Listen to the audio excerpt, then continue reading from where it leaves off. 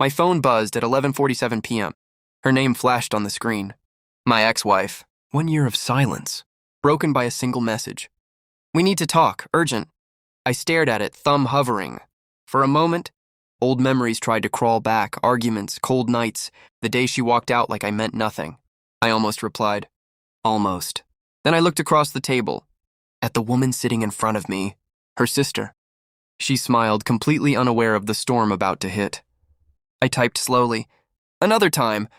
I'm on a date with your sister." I hit send. I didn't expect a reply, but what came next changed everything.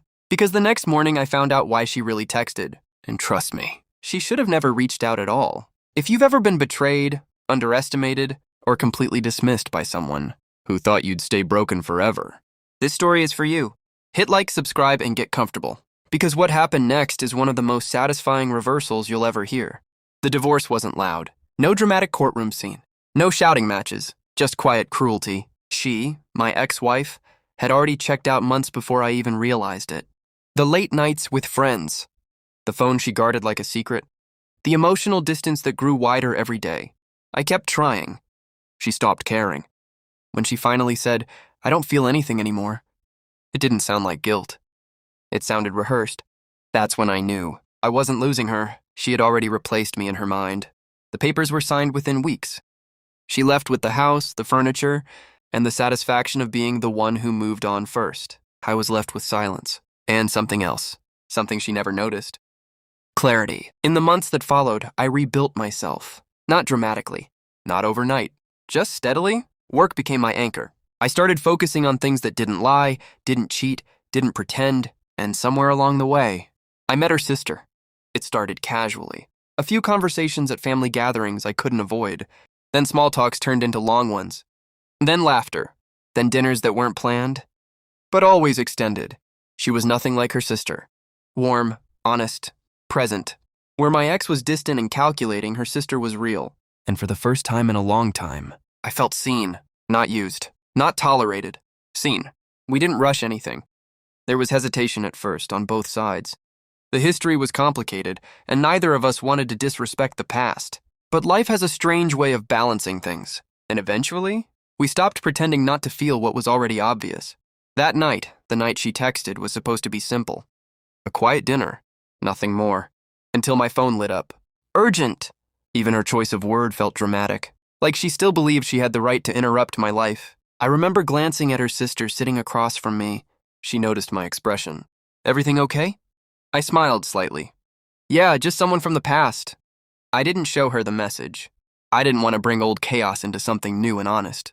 So I responded, calmly, without emotion. And when I hit send, something inside me shifted. Not anger, not revenge. Control.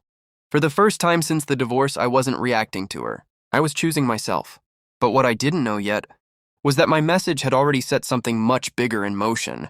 Because the next morning, her tone would change. And the reason behind that urgent text, it wasn't what I expected. Not even close. The next morning, I woke up to 3 missed calls. All from her. And then another text. Not the calm, controlled tone she usually tried to maintain. This one was different. "Why would you say that?" "Call me now." No greeting. No politeness. Just urgency and panic creeping through the cracks. I didn't reply right away. Instead, I made coffee. Slowly. Deliberately. For a full year, she had controlled every emotional reaction I had. Every argument ended the same way. Her walking away. Me left overthinking what I could have done differently. Not anymore. I took a sip, sat down, and finally typed, "You texted first." 3 dots appeared almost instantly. Then stopped. Then started again. She was typing. Deleting. Typing again.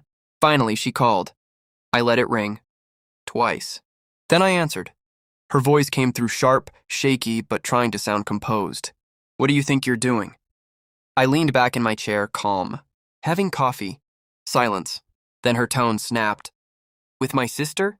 Are you serious right now?" There it was.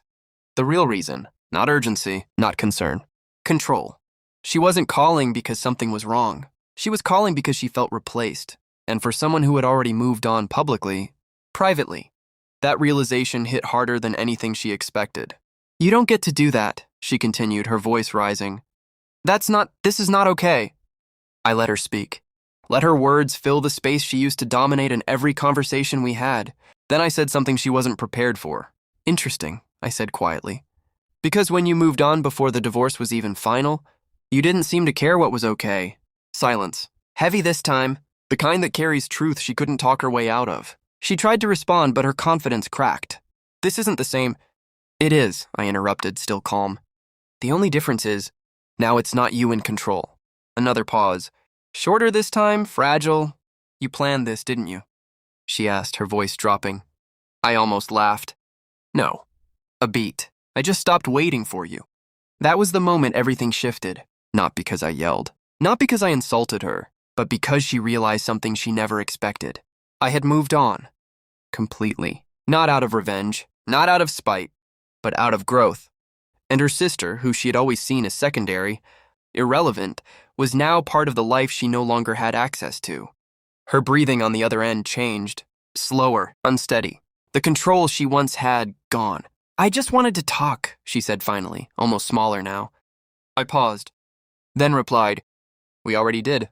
And I ended the call. No anger, no closure speech, just silence. The strange thing about revenge isn't the act itself. It's the realization that sometimes the most powerful response isn't destruction, it's indifference. She expected emotion, conflict, maybe even regret. What she got instead was distance, growth, and a version of me she no longer had influence over. In the end, the real revenge wasn't dating her sister. It was becoming someone who no longer needed her validation, her approval, or her presence to feel complete.